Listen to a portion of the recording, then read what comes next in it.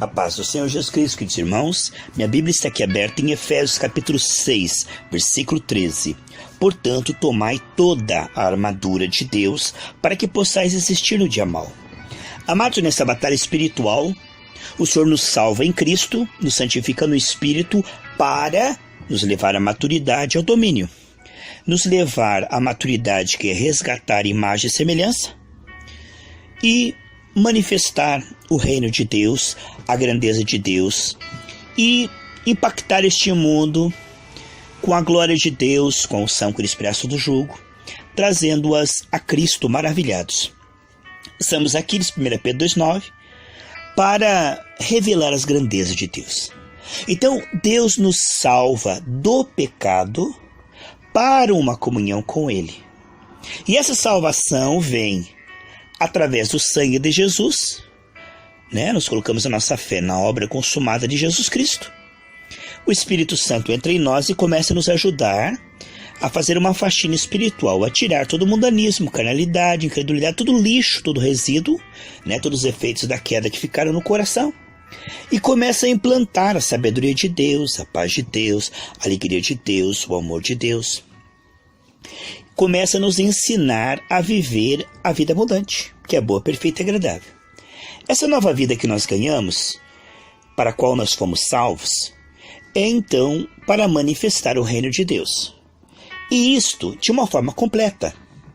É muito importante tomarmos toda a armadura do Espírito, e nada sendo deficientes, para que a revelação venha a ser completa. Quando falamos do capacete da salvação, veja quantas pessoas não têm uma mente renovada pela palavra. Então, eles estão cheios de dúvidas, temores, receios, incertezas. O inimigo procura destruir, e ele faz através da ignorância. Se nós somos libertos através da verdade, o diabo, destrói através da ignorância e da mentira, dos falsos conceitos, da ignorância. O meu povo é destruído por falta de conhecimento, Meias verdades, púlpito que prega apenas entretenimento, mensagens que não trazem realmente a mensagem completa, acabam gerando um povo anêmico espiritualmente, sem revelação. Portanto, o capacete da justiça é a certeza de que em Cristo sou aceito, sou amado, sou perdoado, sou salvo e sou herdeiro de todas as bênçãos. Então eu sou salvo em Cristo e passo a ser declarado nele justo, passo a ser declarado nele agora família de Deus e herdeiro de tudo gratuitamente. É um presente, tanto a salvação, o status da salvação, como também agora pela presença do Espírito Santo, esta herança e essa comunhão com Deus. O capacete da salvação, uma mente esclarecida, uma fé esclarecida, vem então pela meditação na palavra de Deus e estudar a Bíblia com pessoas que realmente pregam o evangelho genuíno. Aí você vai ter realmente o capacete da salvação de uma maneira prática, não mística. Não é você falar, eu visto agora o capacete da salvação. Não, o capacete da salvação é essa mente blindada para as mentiras, para realmente todos esses conceitos que querem, como dardos inflamados, atacar a mente. Como o inimigo colocou um capacete, uma fortaleza de 2 Coríntios capítulo 10, do 3 ao 5, que ele colocou fortaleza e imaginações desde a queda. O homem é escravo do medo. Agora, renovar a mente, formatar. Agora habite em vós abundantemente a palavra de Deus. Então, a palavra de Deus é uma arma para renovar a nossa mente e devolver agora a revelação verdadeira de quem nós somos em Cristo. Sabe, desde a queda, o homem não consegue ver quem ele é para Deus. Ele tenta se avaliar pela sua condição financeira, pelo seu desempenho atual, mas isso não é realmente quem ele é como ele está. Mas quem ele realmente ele é em Cristo.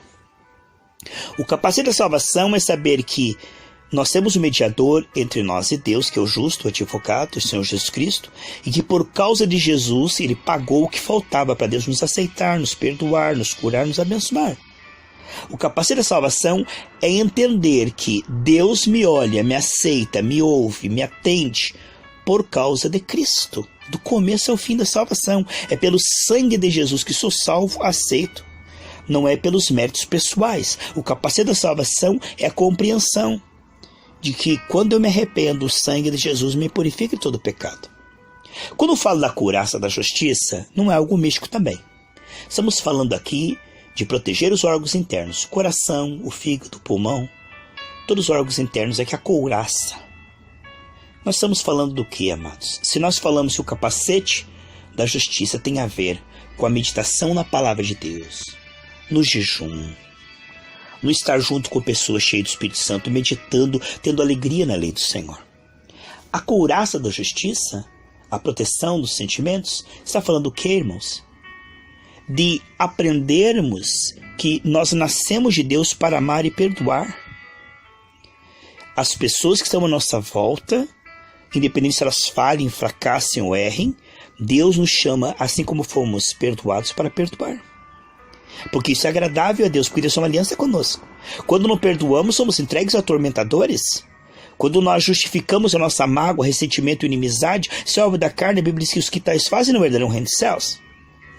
O que vemos, amados irmãos, que grande sabedoria na couraça está falando, amados, para nós orarmos, para nós buscarmos a presença do Senhor e tratarmos as questões do coração, da alma, das emoções, de relacionamentos, não escondendo, mas aceitando o trabalhar da graça para que consigamos amar, perdoar, abençoar os nossos inimigos, interceder pelos nossos inimigos, desejar para eles o que nós queremos para nós.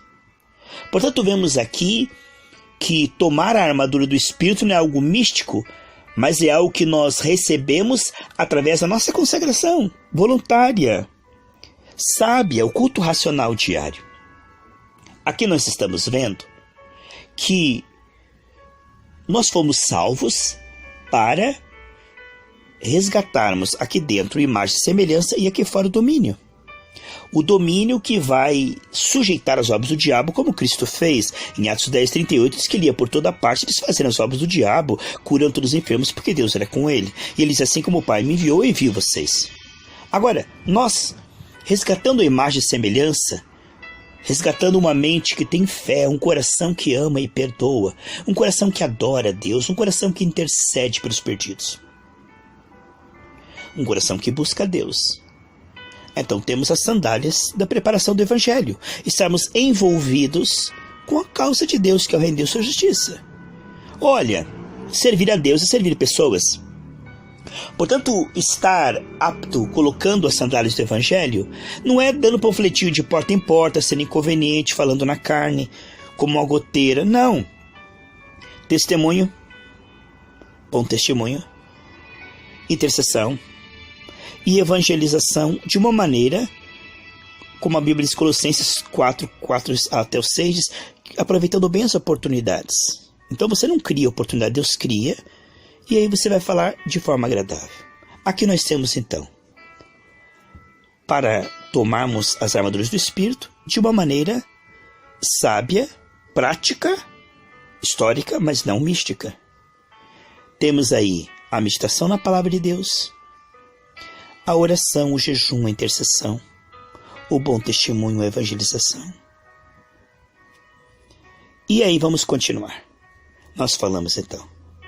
Aí ele diz, usando, aqui no braço esquerdo, ó, o escudo da fé para rebater todo o dardo do maligno.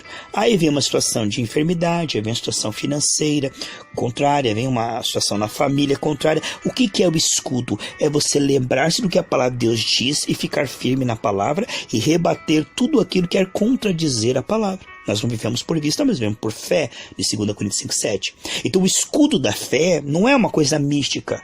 É a capacidade de ter uma fé esclarecida para responder a cada gigante, a cada desafio, a razão da sua fé.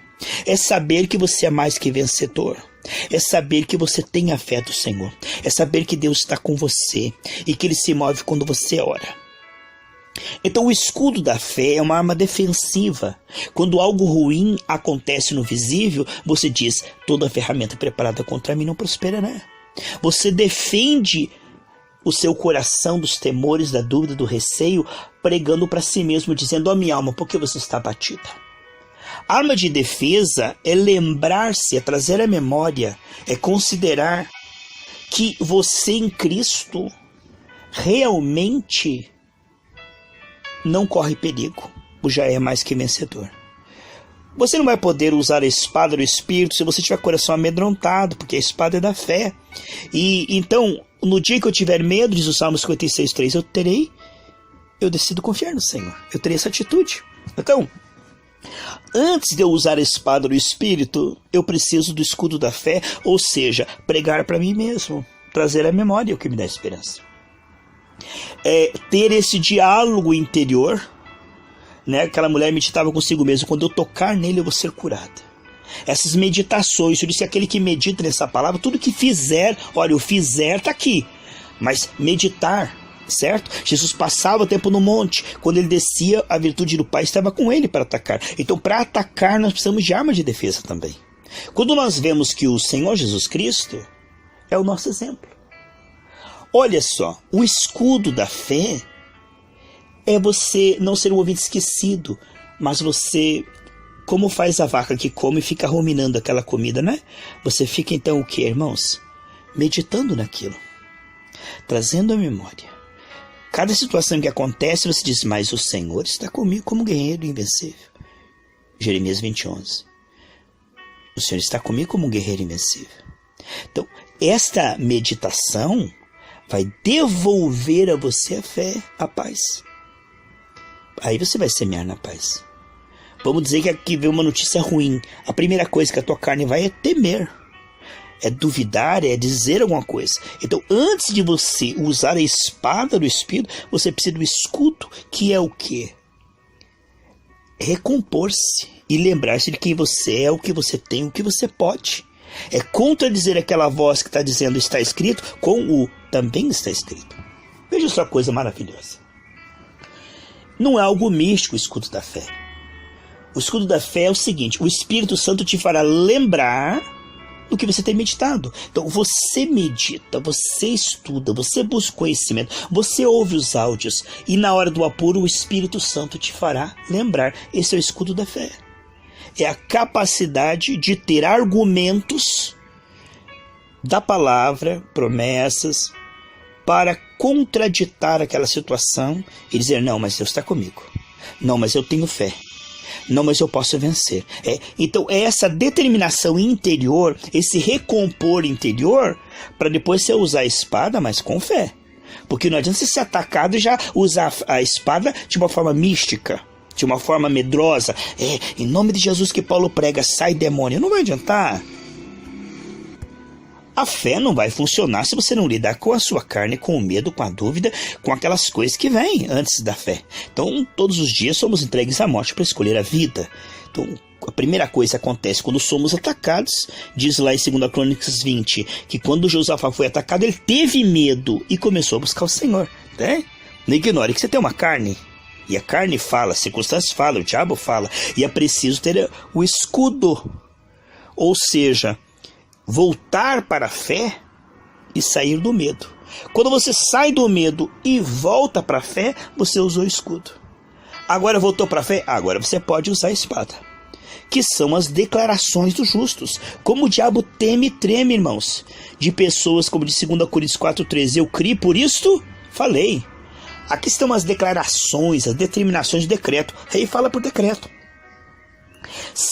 Nós somos boca de Deus, embaixadores celestiais, estamos aqui nessa terra, o corpo de Cristo, para manifestar o reino, no nome dele. Temos autoridade, como Moisés teve ali diante de Faraó no Egito, entende? Nós não estamos aqui mandando em Deus, nós estamos aqui mandando no diabo, nas obras do diabo, certo? Porque este mundo foi contaminado desde Adão e Eva, e agora estamos ganhando território. O reino de Deus se manifesta assim, quando nós declaramos o que a Bíblia declara. Deus falou com Ezequiel, e quando Ezequiel, que é legal na terra, Deus deu a terra para os homens. Salmo 115:16. Então por isso que Jesus se tornou homem, né? Porque o primeiro homem pecou, Jesus veio como homem, né? Nascido de mulher, para retomar o domínio, e deu o domínio aos homens. Então quem tem um corpo de carne tem autoridade legal nessa terra. Entende? O diabo não tem autoridade nessa terra, ele opera através da ignorância das pessoas, as brechas, o pecado não confessado. Ele aproveita isto, né? Mas agora vemos que o homem tem autoridade legal. Então Deus falou com Ezequiel, mas quem falou com os ossos secos foi Ezequiel. porque Deus deu a terra aos filhos dos homens. E quando Ezequiel falou, Deus confirmou. Então veja que essa parceria, ela é necessária, essa sinergia. Nós precisamos compreender como cooperar com o reino, nos enchendo do Espírito e manifestando o reino de Deus. Então o Senhor nos salvou com este propósito: devolver a imagem e semelhança, que é servo bom e fiel, por dentro bom, que é o caráter, e por fora fiel, sinais, prodígios, maravilhas e milagres. Manifestar o reino, então, e manifestar o domínio, é o propósito de Deus sobre todas as coisas criadas. Deus disse que daria ao homem domínio sobre todas as coisas. Deus não deu domínio do homem sobre o homem de maneira alguma. Nós temos poder para servir, para lavar os pés, para ajudar as pessoas a se aproximar do Senhor, não é? Mas poder sobre pessoas é diabólico. Isso não existe na palavra de Deus. Eu tenho domínio sobre pessoas. Não, isso é uma coisa do Satanás. Deus não opera de cima para baixo. Ele diz que aquele que for grande entre vós, lave os pés, seja o servo do último, né? Então o poder que Deus nos dá é em favor de pessoas, não sobre pessoas. Mas o poder que nós devemos usar contra, né, nosso inimigo, não é carne e sangue, né, pessoas, né, seres humanos, o poder que nós devemos usar contra é o diabo e suas obras. Este é o domínio que Deus nos dá. Enfermidades, demônios, doenças, problemas na alma, financeiro, familiares, vício, escravidão do pecado, entendeu? Os efeitos da queda, os efeitos do Calvário aplicado sobre os efeitos da queda, aí expulsando os efeitos da queda e manifestando agora o está consumado. Na cruz Jesus colocou um fim ao governo que estava ali por causa da entrega de Adão. Adão entregou o governo ao diabo e disse: tudo eu tenho porque me foi entregue, né? Mas agora Jesus retomou na cruz esse domínio para o homem e repassou para o homem lá em Atos 1:8, ele diz que vos darei autoridade, domínio, né? Darei para vocês poder. E ele diz em Lucas 10:19-20: eis aí que vos dou autoridade para você pisar toda a força das trevas e nada vos fará dano algum. Quando nós compreendemos que o tomar toda a armadura de Deus é compreender essa capacidade de meditar na palavra de Deus, se encher da palavra de Deus, a mente, a palavra de Deus reinando na mente, no coração, nos lábios e nas atitudes. Da tua mente está fluindo a sabedoria de Deus, do teu coração o amor de Deus, e das tuas mãos o poder de Deus. E no teu corpo todo, a pureza de Deus. Por quê? Porque é renúncia. Renunciar ao mundo, à carnalidade, o pecado, né? Renunciar, meus amados, ofertas do diabo. O escudo da fé não é apenas para rebater os ataques assim, que o diabo vem, mas também as suas ofertas. Saber renunciar, rejeitar. Saber refutar. A preguiça, a idolatria, a inimizade, a mágoa, né? A impureza, todos esses lixos que estão lá em Gálatas 5 são as obras da carne, essas ofertas diabólicas. Quando nós compreendemos que nós rejeitamos isso, a fé continua crescendo. Agora, havendo pecado não confessado, aí a fé começa a naufragar. Uma pessoa que está misturada com mundanismo, carnalidade, pecado, sem confissão, sem arrependimento, além de já ficando embaçada, Deus está ali. Isaías 59:5 cria uma cortina entre nós e Deus, nós não vemos. Mateus 5:8 diz: bem-aventarados os limpos de coração, porque verão a Deus. Então, quando nós purificamos o nosso coração pela palavra, pelo sangue de Jesus, pela graça, nós estamos percebendo cada vez mais a Deus, de glória em glória, de fé em fé. Mas quando nós aceitamos o pecado, Tiago 4:4 e 1 João 2:15, diz que o amor de Deus não pode ser percebido por aquele que ama o mundanismo. Então o inimigo oferece os presentes. Se a pessoa não usar o escudo da fé e rejeitar os pratos de lentilha, não rejeitar as coisas do diabo, das mesas dos demônios, ele perde a visão. Lembra que Sansão, a primeira coisa que ele perdeu, vazaram os seus olhos. Perde a visão, perde a liberdade, perde a autoridade. Então a pureza e a separação produz o quê? Força. Santo quer dizer separado do pecado pelo sangue. Se confessarmos o sangue de Jesus, nos purifica do pecado. Não é culpa, condenação, é arrependimento, é temor. Quando vemos então que o escudo, ele rejeita as mentiras e também as ofertas mentirosas. Aquilo que nós não precisamos, porque nós não precisamos do pecado. Nós precisamos de mais pureza, mais revelação, mais comunhão com Deus, em nome de Jesus.